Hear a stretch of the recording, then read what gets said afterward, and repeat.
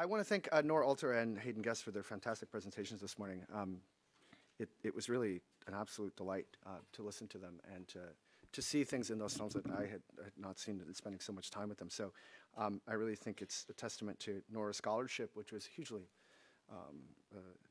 influential and useful to us in organizing the exhibition, and to Hayden's remarkable eye and to the programming that he's done at the HFA to present films like Mr. Komiko, which really were not seen very often. I saw Komiko on a fourth generation VHS copy.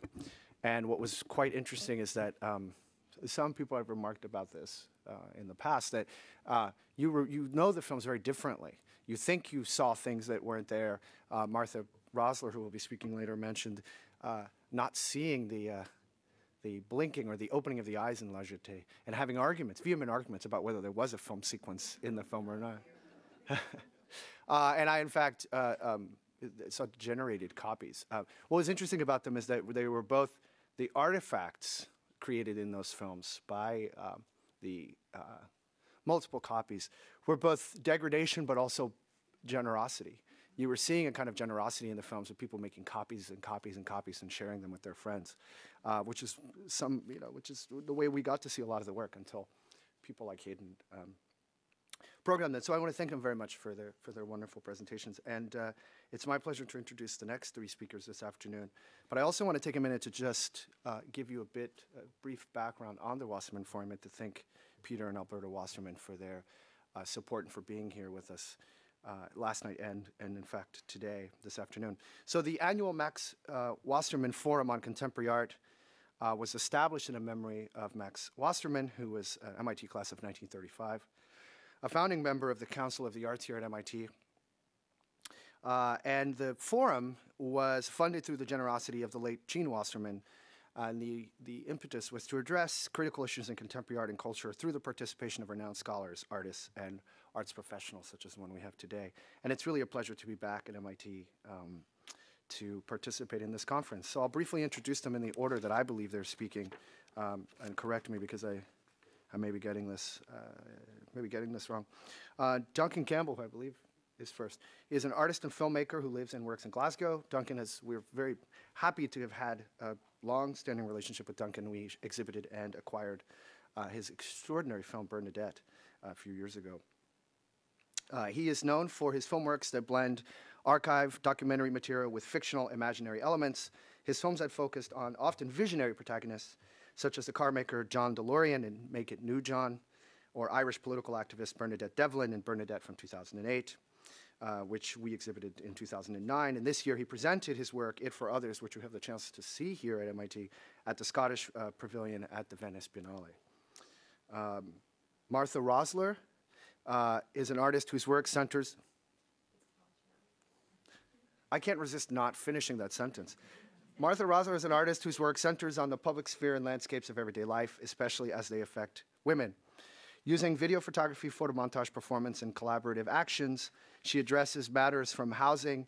It's a very understated way to put that extraordinary work that you did, to the national security state. She lives and works in Greenpoint, Brooklyn. She's really, truly one of the great conversationalists. Paul Chan is an artist who lives and works in New York. He founded Badlands Unlimited, a press devoted to publishing artist writings and writings about art in paper and in ebook form in 2010. If you haven't read the Duchamp conversations that they put out, it's an absolute delight to read, and quite a revelatory picture of Duchamp. The sexy Duchamp we did not know existed. Same with Saddam Hussein. Sorry? Same with Saddam Hussein, who was a novelist. Yeah, and who was a novelist. Not surprisingly, the best-selling novelist in Iraq. Badland's latest book is Duchamp, The Afternoon Interviews with Calvin Tompkins. Chan's solo exhibition at the Schaulager in Basel, Switzerland, opens in April 2014. So please excuse my butchering of Schaulager, and join me in welcoming Duncan Campbell, Paul Chan, and Martha Rosler.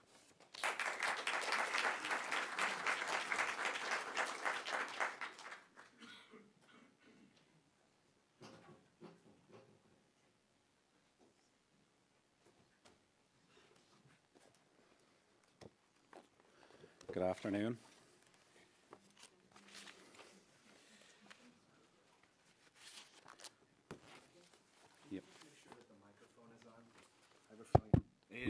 Sorry. Okay. Sort of very understated good afternoon there. So thanks to List for having me back, to Joe and to Rebecca in particular. Today I'm going to talk about my impressions of Chris Marker's relationships with West Africa, and in particular about the film Statues Also Die, that Chris Marker made with Alan Resnais in 1953, and which is, well, ostensibly about traditional art from West Africa. It's been a very important film for me recently. As Joe mentioned in the introduction, I made a film earlier this year, It for Others, which tries to respond to it and tries to pick up some of the themes in the film.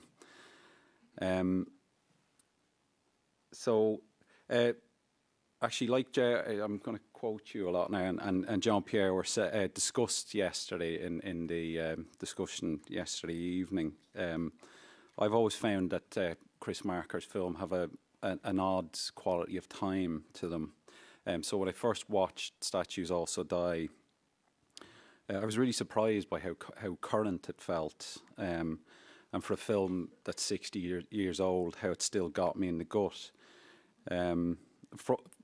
Formally, I think it's really sprawling. It starts out as a kind of a visual ballad and then develops into quite a blistering polemic towards the end. In relation to the film that I made, I was particularly taken with what I take to be Marker and Resnais' central argument in the film that links the death of purpose in African art with its consumption and commercialization and consumption by colonial classes. And at the heart of this argument is the question of value. For who are the objects that appear in the film valuable? The film begins with shots of people standing and looking at the object. So from the start, they set up this desire for the objects to mean something, and then go on to ask how these meanings have value when the culture and the societies where the original function of these objects could be understood has vanished.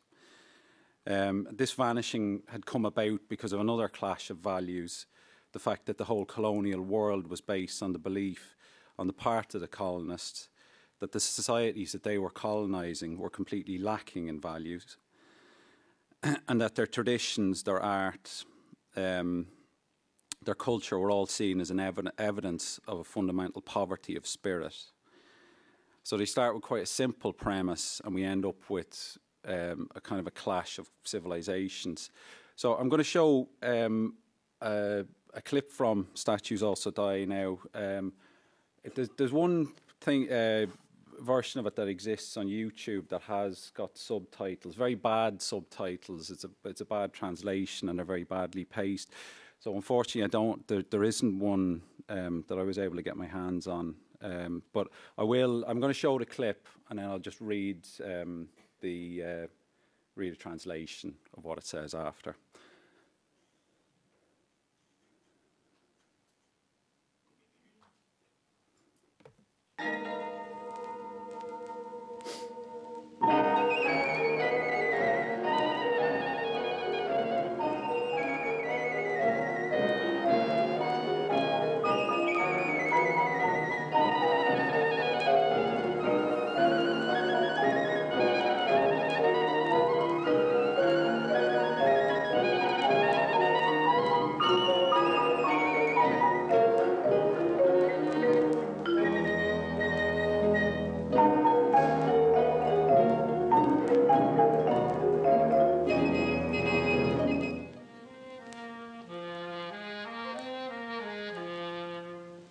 Quelle musique berçait cette petite princesse, cette petite orange mûrie dans les caves du Bénin?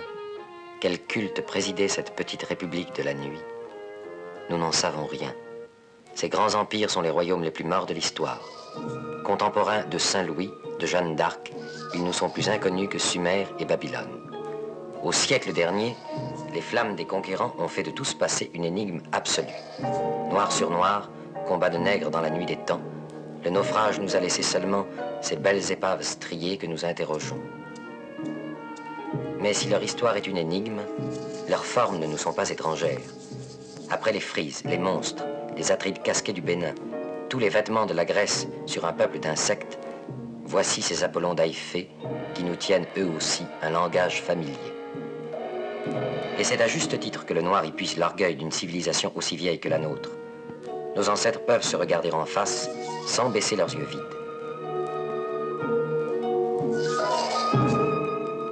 Mais cette fraternité dans la mort ne nous suffit pas. C'est beaucoup plus près de nous que nous allons trouver le véritable art nègre, celui qui nous déconcerte.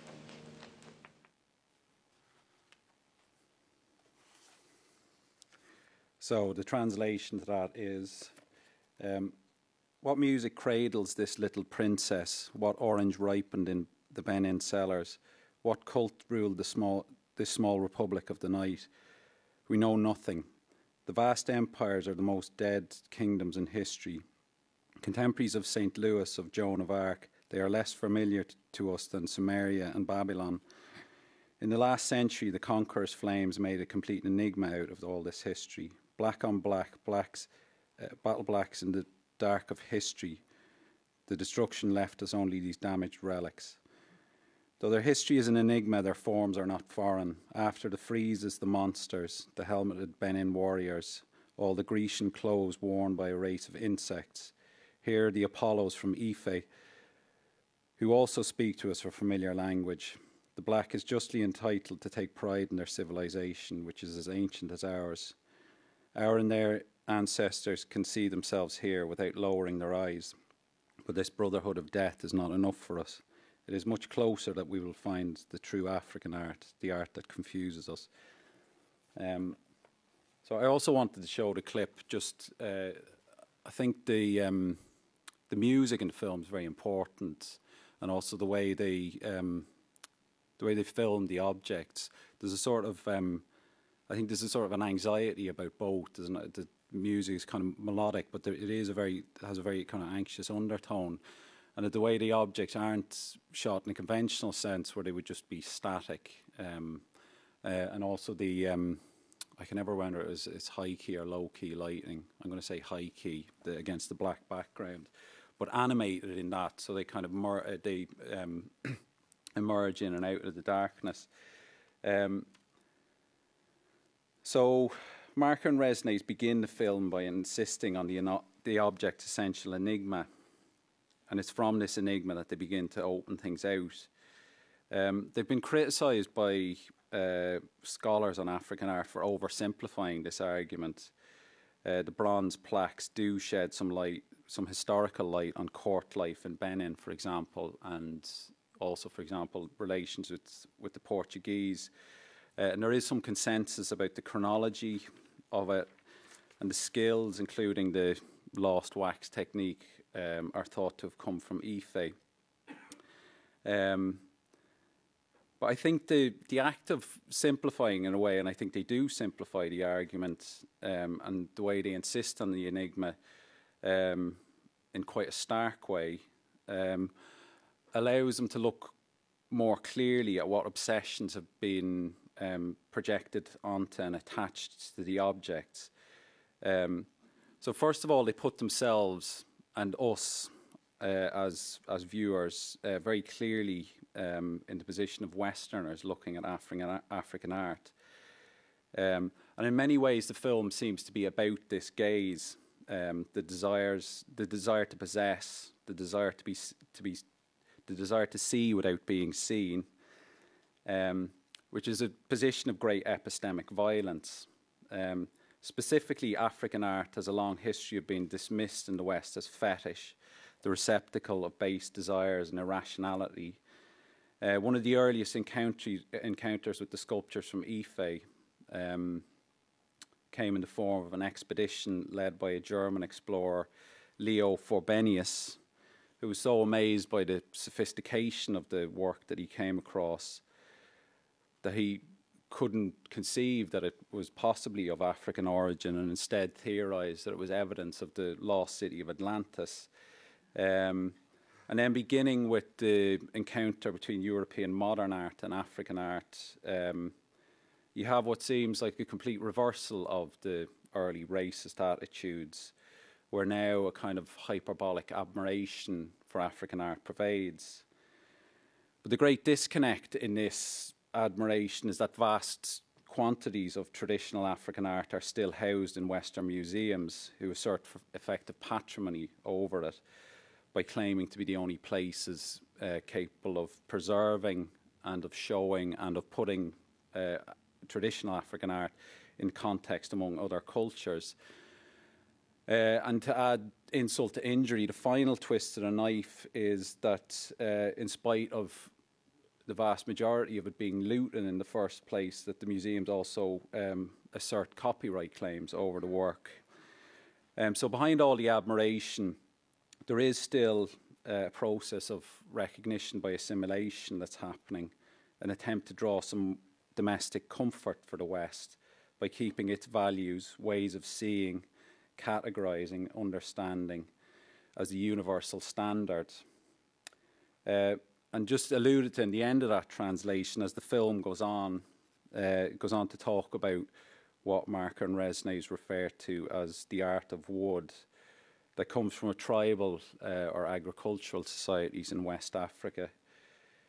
These objects in particular test the logic that separates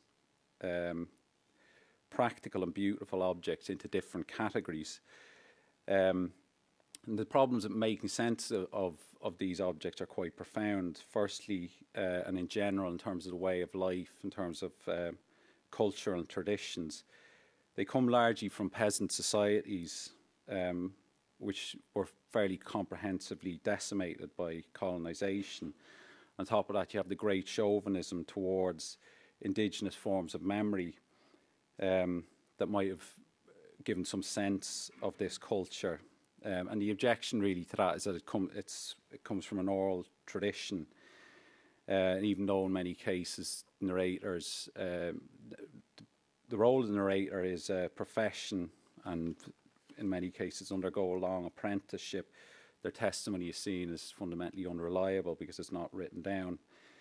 In relation to this, it's very interesting to think about the film Toute la Mémoire de le Monde, which is a summary of the limitations and gaps and even the most dutifully archived human knowledge. And I mean, as well as being quasi-scientific, the practice of history in the West is still itself a literary activity. So both traditions, African and Western, have myth and epic at their root. But in spite of the sedimentary layers of difficulty and prejudice that it draws out, Statues Also Die, I think, ends quite optimistically, which I think is quite unusual again for many of Marker's films. And so the closing line is, nothing prevents us from being the inheritors of two pasts if they meet with equality in the present. And this line resonates very strongly with the founding principle of the journal that commissioned Statues Also Die, Présence Africaine. Présence Africaine was to be a discourse on Africa, but more importantly, a discourse by Africans. And I think implicit in both is the prospect, in both that mission statement and in the prospect that ends Marker and Resnais' film, is the right to equality for the thoughts and the right for the discourse to be considered on its own terms. And the implications of this are quite profound, because it means that culture can no longer simply, or universal culture can no longer simply be a triumph of Western cultural norms. Présence Africaine at the time was steeped in the Negritude movement. In a similar way to the Harlem Renaissance, Negritude saw the potential in alienation, and is a moment when difference and identity become an interface with one another. Of course, this alienation is always jumbled in the unique historical rhythm which makes negritude quite difficult to define. But I'm going to attempt it by paraphrasing Jean-Paul Sartre from his essay, The Black Orpheus. Born out of a desire to return to a collective essence, to decipher the indecipherable, negritude had to make do with a certain drift and delirium with the mystical and concrete. Negritude is an anti-racist racism. It is memory and imagination. It makes you and you make it. But this negative moment is not sufficient in itself, as the people who employed it knew. They hoped to prepare the way for the realization of a human society without racism. Negritude is dedicated to its own destruction. Negritude is a part of a much larger current towards African independence. And even in the pages of Present African, it had its detractors. First of all was its kind of binary black and whiteness. And more specifically, there was criticism on the basis that the negritude movement had provided the basis of professional African history. The original ideological stance of this was to put the westernized history of Africa between brackets and to elaborate history from the inside according to African identities. But in the newly independent African countries, these historical alternatives were quickly absorbed by national history. So the internal plurality that they once had was then homogenized into a national consciousness and kind of instrumentalized in that way. The way that the independences came about was also very important. Sometimes they came about through some form of struggle, but very often they did not. And I think on this, Frantz Fanon is very eloquent. The great victory of the Vietnamese people at Dien Bien Phu is no longer, strictly speaking, a Vietnamese victory. Since in 1954, the question which colonized peoples have asked themselves has been, what must be done to bring about another Dien Bien Phu? The encompassing violence does not work on the colonized people only. It modifies the attitude of the colonists who become aware of manifold Dien Bien Phus. This is why veritable panic takes hold of the colonist government in turn. Their purpose is to capture the vanguard, to turn the movement of liberation to the right and to disarm the people. Quick, let's decolonize. Decolonize Congo before it turns into another Algeria. Vote for the constitutional framework for all Africa. Create a French communauté. Renovate that same communauté. But for God's sake, let's decolonize quickly. And they decolonize at such a rate that they impose independence. To the strategy of Dien Bien Phu, defined by the colonized people, the colonist replies by the strategy of encirclement, based on respect for the sovereignty of states. So there's a continuity of elites that's being preserved. And it is true that the reality of many newly independent states, however they become independent, was quite depressing. Again, from the pages of Presence African, their only contribution being the replacement of classical colonial structures with more accomplished and less direct structures of oppression. And going back to the beginning, going back to the objects that the traditional African art that Mark and Resnay is the subject of their film, independence didn't stop the decline or lead to a revival of these art forms. Newly independent states tended to develop very unevenly, with wealth concentrated and with lots of corruption. So culturally, the shift from land to cities that brought this about was crucial.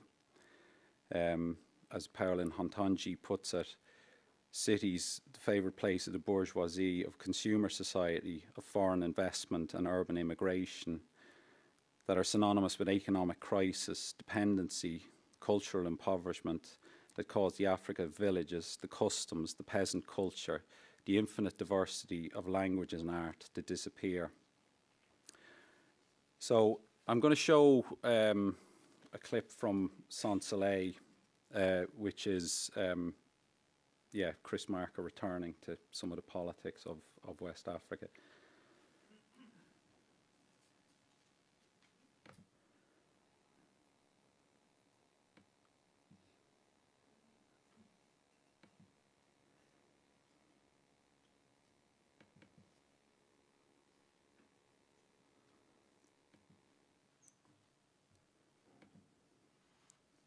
I have returned from a country where death is not a partition to cross through, but a road to follow.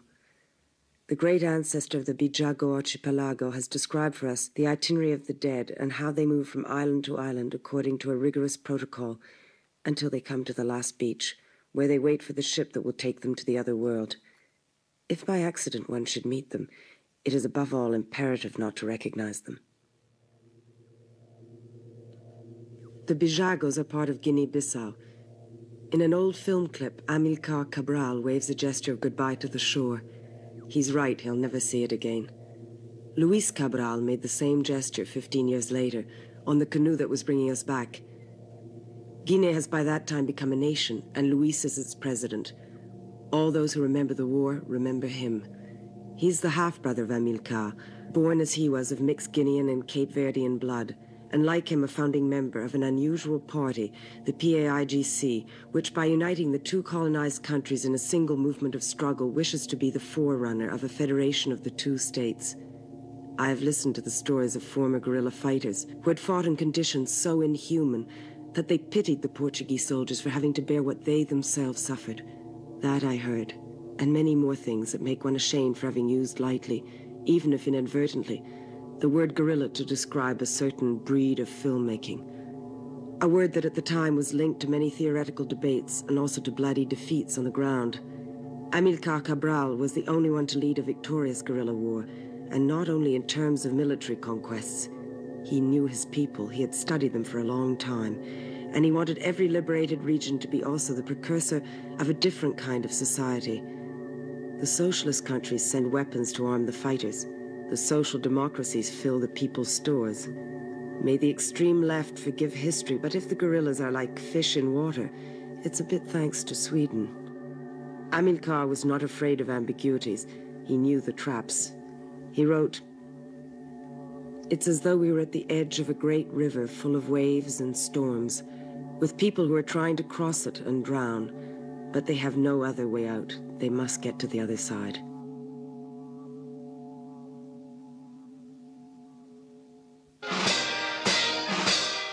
And now the scene moves to Casaka, the 17th of February, 1980. But to understand it properly, one must move forward in time. In a year, Luis Cabral, the president, will be in prison, and the weeping man he has just decorated, Major Nino, will have taken power. The party will have split, Guineans and Cape Verdeans separated one from the other, will be fighting over Amilcar's legacy.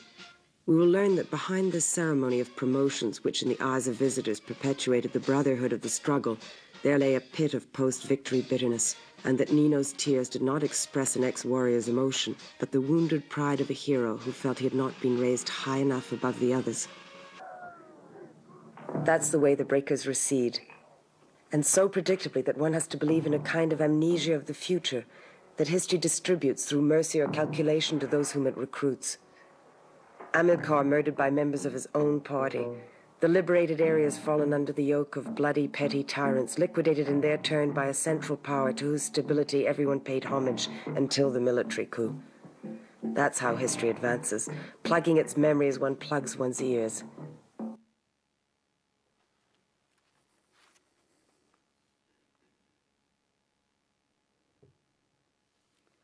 So I think there's some threads in this clip that you can pick up from Statues Also Die.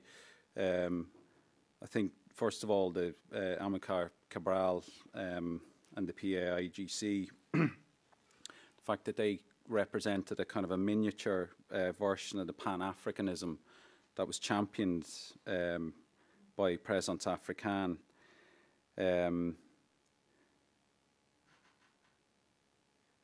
So yeah, the PAIGC being a party that basically sought to unite two distinct territories or two countries in one federation, as was talked about in the clip. Also, the Cabrals realised the importance of the agricultural society and paid great attention to its desires. But as Marker describes, the original aspirations disappear in the bitterness of post-victory ambition, like many other newly independent African countries. He describes a familiar tendency towards tyranny and towards the centralisation of power. Marker describes this with a kind of a ring of inevitability.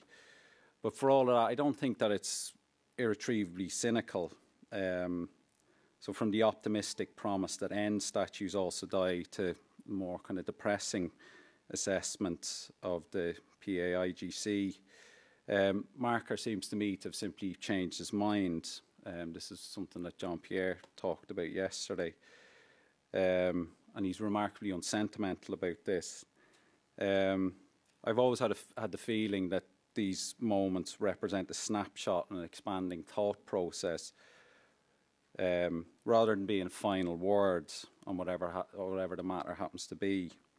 I do really admire Marker's willingness to change his mind. He's a way of opening things out and leaving them open and in resisting the compulsion to always conclude. Thank you.